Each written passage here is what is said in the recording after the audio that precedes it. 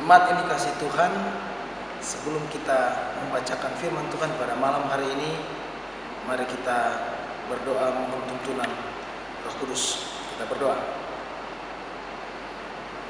Karuniakan Roh Kudus-Mu ya Tuhan kepada kami, dikala kami mau membaca firman-Mu lewat Alkitab.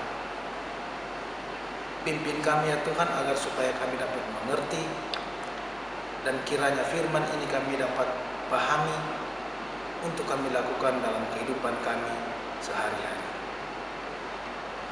Di dalam nama Tuhan Yesus firman yang hidup kami berdoa. Amin. Pembacaan Alkitab pada malam hari ini terambil dalam Hakim-Hakim pasal yang ke-7 ayatnya yang ke-15 sampai ayatnya yang ke-25. Saya ulangi, Hakim-Hakim pasal 7 ayat 15 sampai dengan ayatnya yang ke-25 yang menyatakan, segera sesudah Gideon mendengar mimpi itu diceritakan dengan maknanya, sujudlah ia menyembah. Kemudian pulanglah ia ke perkemahan orang Israel, lalu berkata, bangunlah, sebab Tuhan telah menyerahkan perkemahan orang Midian ke dalam tanganmu. Sesudah itu dibaginyalah ke 300 orang itu dalam 3 pasukan, dan ke tangan mereka semuanya diberikannya sangkakala dan buyung kosong dengan suluh di dalam buyung itu. Dan berkatalah ia kepada mereka, perhatikanlah aku dan lakukanlah seperti yang kulakukan. Maka apabila aku sampai ke ujung perkemahan itu, haruslah kamu lakukan seperti yang kulakukan. Apabila aku dan semua orang yang bersama dengan aku meniup sangkakala, maka haruslah kamu juga meniup sangkakala sekeliling seluruh perkemahan itu dan berseru, demi Tuhan dan demi Gideon. Lalu Gideon dan ke-100 orang yang bersama-sama dengan dia sampai ke ujung perkemahan itu pada waktu permulaan giliran jaga malam.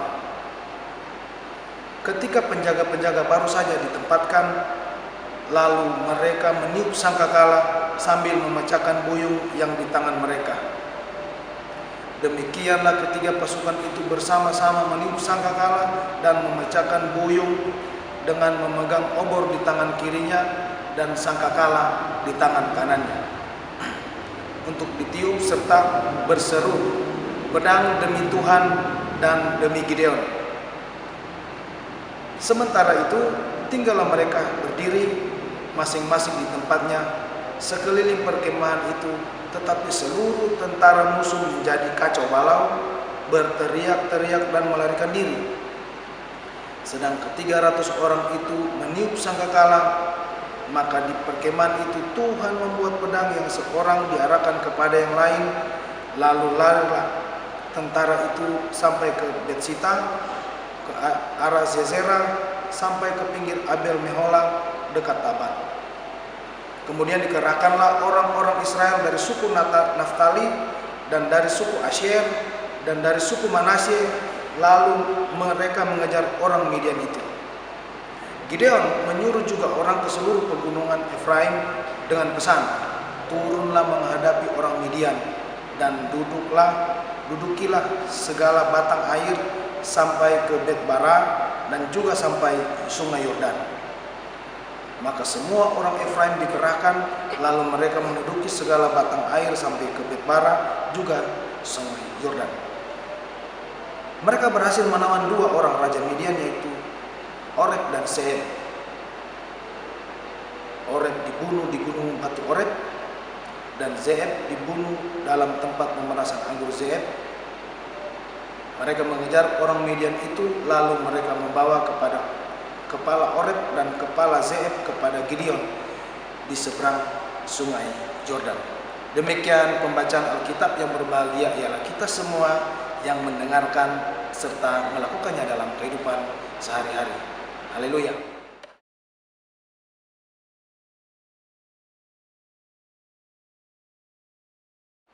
Shalom Bapak Ibu, saudara-saudara yang dikasihi Tuhan Yesus, khususnya juga anak-anak yang ikut ibadah malam ini. Adakah yang masih ingat pembacaan Alkitab pada hari Minggu kemarin, tanggal 5 Juli? Ya, terdapat dalam Hakim-Hakim pasal 2 ayat 6 sampai dengan ayatnya yang ke-16. Kemarin Ibu sudah ceritakan, Ibu Pendeta, mengenai bahwa Yosua meninggal dan bangsa Israel meninggalkan Tuhan. Di ayatnya yang ke-16, di sana dicatat bahwa Tuhan membangkitkan hakim-hakim untuk menuntun bangsa Israel. Bangsa Israel itu hidup di dalam Tuhan ketika ada pemimpinnya. Setelah meninggal pemimpinnya, bangsa itu kembali untuk menyembah Baal. Itu terjadi terus menerus. Ketika mereka dalam kesusahan, mereka berseru, Tuhan mengirim utusan yang baru. Terjadi terus menerus. Setelah Yosua ada Otniel, ada Ehud, ada Sanggar, dan seterusnya sampai malam ini kita membahas tentang Gideon. Bapak Ibu, di zaman Gideon, bangsa Israel itu sudah dijajah 7 tahun lamanya oleh bangsa Midian. Mereka hidup miskin, hidup terpuruk, harta benda dijarah, hasil bumi dicuri, hewan ternak dirampas. Saking miskinnya mereka harus hidup tinggal di gua-gua. Kita baca dalam Hakim-Hakim pasal 6 ayat 1 sampai 6. Dan ayatnya yang ke-7,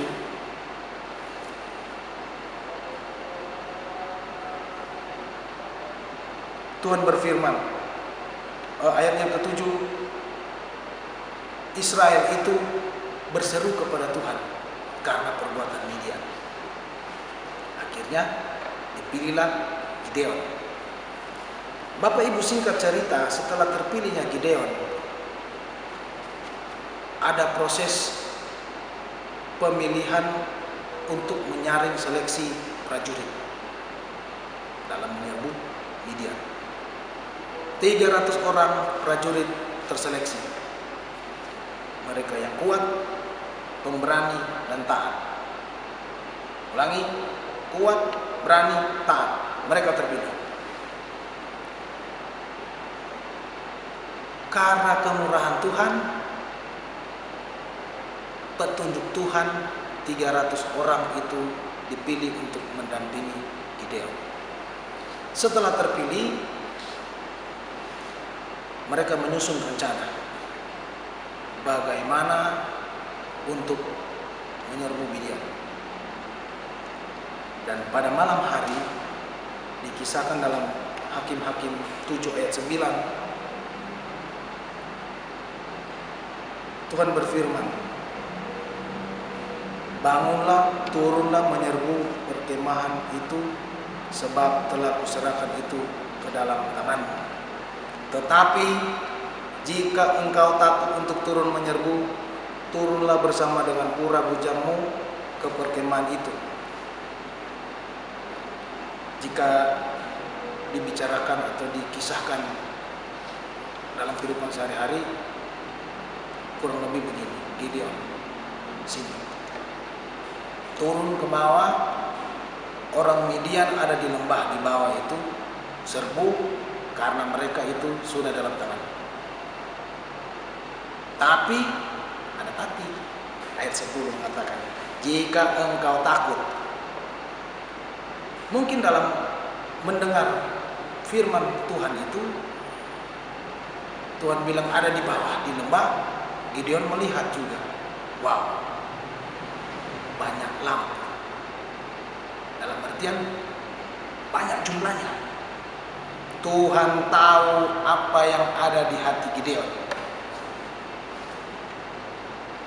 Makanya ayat 10 bilang, jika engkau takut. Karena Tuhan mengerti akan bangsa Israel yang kepala batu itu. Jangan sampai mereka menyerbu ke bawah lalu balik arah dan berontak. Tuhan, apakah kami diserahkan untuk mati konyol? Karena ayat 12 bilang, pasal 7 ini, adapun orang Midian dan orang Amalek dan semua orang di sebelah timur itu bergelimpangan di lembah itu, seperti belalang banyaknya dan unta mereka tidak terhitung seperti pasir di laut banyaknya. Tuhan bilang, kalau takut, ragu, turun ke bawah dengan bujang, dengarkan apa yang dimimpikan oleh orang Midian dan tunggu apa itu artinya.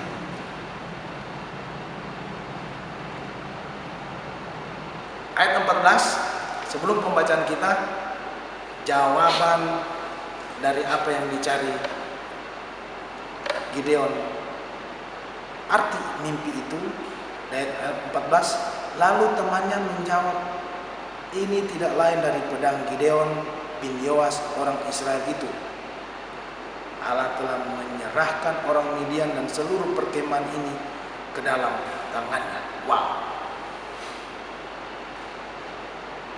Tuhan bilang supaya anak ini berani, jadi kuat, tinggi ke bawah dengar.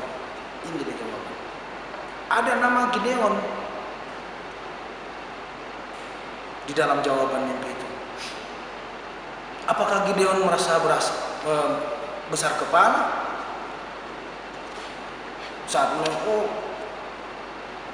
ini tidak lain dari pedang Gideon?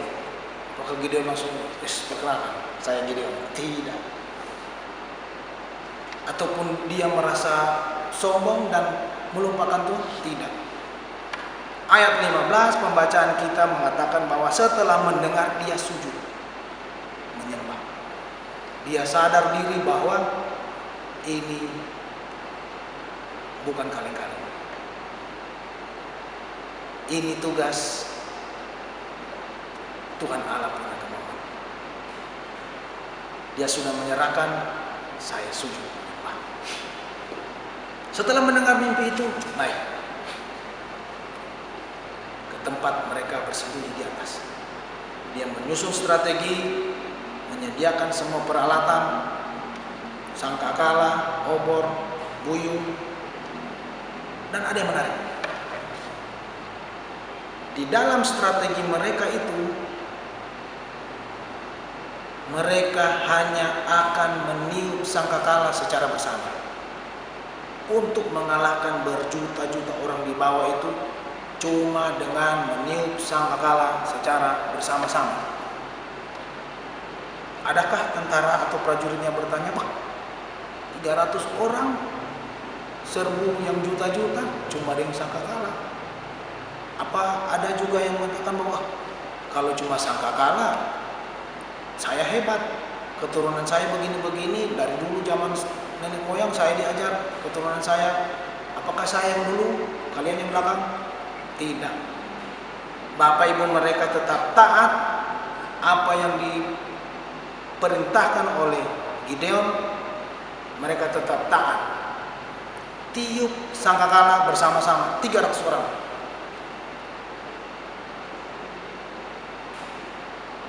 Kita lihat, sepele mungkin, sederhana mungkin, tapi jika hal itu dilakukan atas penyertaan Tuhan, dalam ayat 20 sampai 22 jelas. Setelah mereka terkumpul, ditiuplah sangkakala pasukan tunggang langgang. Sama-sama musuh itu saling tikam. Sisanya lari. Kita lihat bersama. Cuma tiup sangkakala. Jadi, bagaimana Tuhan mau mengutus anaknya, hambanya, sebagai utusan untuk memimpin sebuah bangsa? Jadi, ketika Tuhan menunjuk atau memilih seseorang di dalam memimpin bangsanya, diperlukan ketaatan, tulus percaya. Mengapa harus taat? Gideon telah melakukannya. Kalau dia berubah saat mimpi itu dibilang ada namanya, tidak jadi rencana. Mengapa harus percaya? Memang harus percaya. Hal sepele yang dilakukan mereka, tetapi itu membuat musuh tunggang langgang. Dan ketiga, bagaimana proses mereka itu bisa berhasil selain penyertaan Tuhan, mereka punya kerjasama. Tidak ada yang mau menonjolkan dirinya, tetapi mereka secara sadar dan yakin kebersamaan mereka meniup sangkakala itu akan membuahkan hasil. Saya kira demikian firman Tuhan ditafsirkan. Dan bagaimana firman itu diaplikasikan dalam hidup kita. Bapak Ibu, saudara-saudaraku, adik-adik yang kukasihi dalam Tuhan Yesus Kristus. Hendaklah kita hidup taat, setia, dan tulus percaya kepada Tuhan di dalam suka maupun duka. Satu. Engkau dalam kegembiraan, di dalam keberuntungan, di dalam keberhasilan, jangan engkau sekali-kali lupakan Tuhan. Karena itu, jika engkau lakukan, akan terjadi seperti Israel. Tetapi jika engkau berhadapan dengan tantangan hidup, dalam gelombang kehidupanmu di antara kehidupan sepanjang perjalanan hidup keluarga pribadi, yakinlah bahwa itu adalah suatu bagian Tuhan untuk mengangkat engkau kembali lebih dekat dengan engkau, lebih rapat dengannya.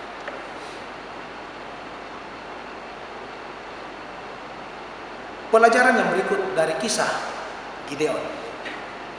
Hendaklah kita itu saling bekerja sama. Jangan ada yang menonjolkan.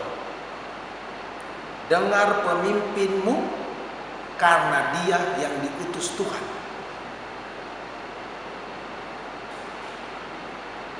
Kerjakanlah apa yang diperintahkan dan yakinkan bahwa Tuhan menyertaimu. Untuk anak-anak di sekolah mungkin belum, di rumah mungkin sepele pekerjaanmu di rumah, anak PA, PT, sapu rumah, buang sampah, cuci piring, jaga adik, mungkin sepele.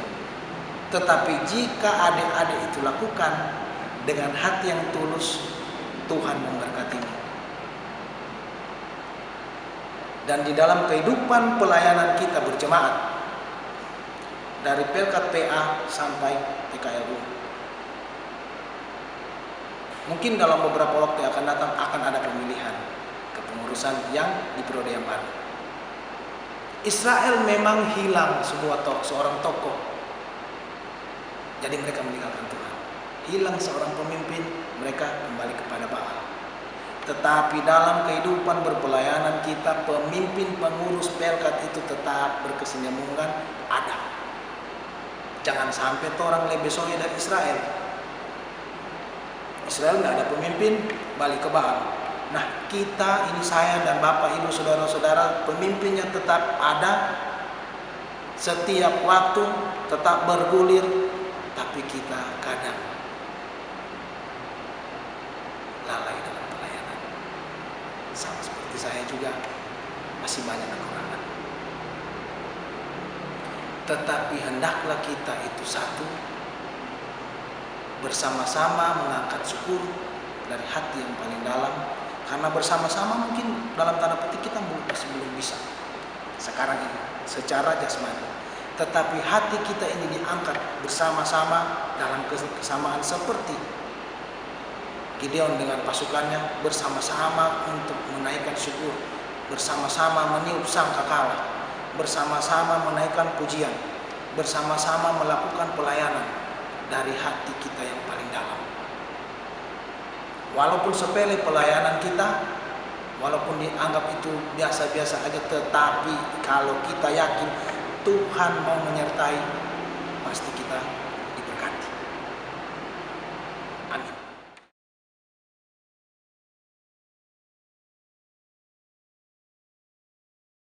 Jemaat yang dikasihi Tuhan, kembalilah kepada kehidupan pribadi ataupun keluarga, dikembara kehidupanmu, dan terimalah berkat Tuhan.